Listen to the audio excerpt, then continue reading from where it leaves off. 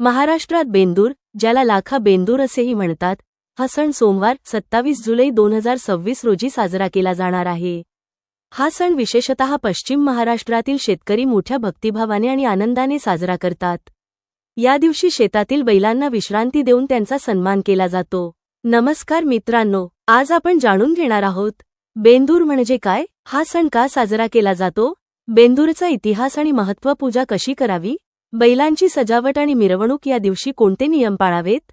बेंदूर म्हणजे काय. भारतीय संस्कृतीमध्ये गाय, बैल यांना अत्यंत पवित्र मानले जाते. शेतकऱ्याचा खरा साथीदार म्हणजे बैल.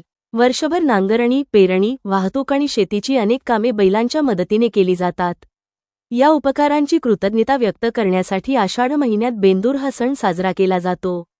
या दिवशी बैलांकडून कोणतेही काम करून घेतले जात नाही. त्यांना विश्रांती दिली जाते आणि देवासारखी पूजा केली जाते. बेंदूरचा इतिहास, पूर्वी शेती पूर्णपणे बैलांवर अवलंबून होती. त्यामुळे शेतकरी बैलांना आपल्या कुटुंबातील सदस्याप्रमाणे जपत असत. बेंदूर हा निसर्ग, शेती आणि पशुधन यांच्याबद्दल कृतज्ञता व्यक्त करणारा सण आहे.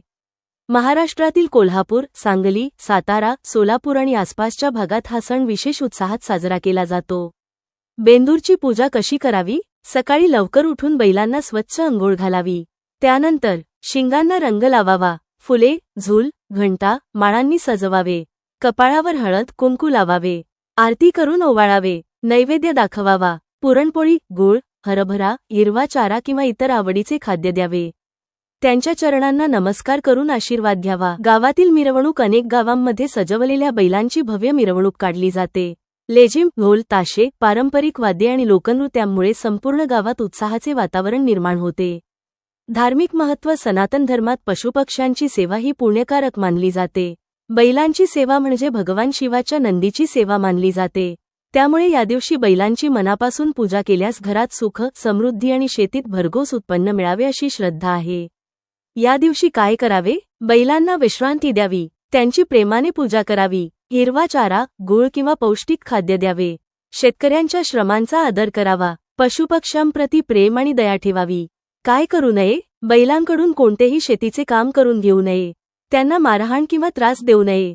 पूजेनंतर त्यांना उपाशी ठेवू नये. बेंदूर आणि पोळा यात फरक. अनेकांना वाटते बेंदूर आणि पोळा हे एकच आहेत, पण तसे नाही. बेंदूर हा प्रामुख्याने पश्चिम महाराष्ट्रात आषाढ महिन्यात साजरा होतो. पोळा हा महाराष्ट्रातील इतर भागांत श्रावण अमावास्येच्या सुमारास साजरा होणारा बैलपूजेचा सण आहे. दोन्ही सणांचा भावार्थ समान असला तरी तिथी आणि प्रादेशिक परंपरा वेगळ्या आहेत. प्रार्थना. हे नंदीराया, वर्षभर आमच्या शेतीत कष्ट करणाऱ्या या बैलांना उत्तम आरोग्य, दीर्घायुष्य आणि शक्ती प्रदान कर. आमच्या शेतात भरघोस पीक येऊ दे. घरात सुख, समृद्धी नांदो आणि सर्वांचे कल्याण होवो. या दिवशी बैलांची प्रेमाने पूजा करा. त्यांना विश्रांती द्या आणि त्यांच्या कष्टांबद्दल कृतज्ञता व्यक्त करा. तर व्हिडिओ आवडला असेल तर लाईक करा, शेअर करा आणि अशाच धार्मिक व पारंपरिक माहितीसाठी चॅनलला सबस्क्राईब करायला विसरू नका.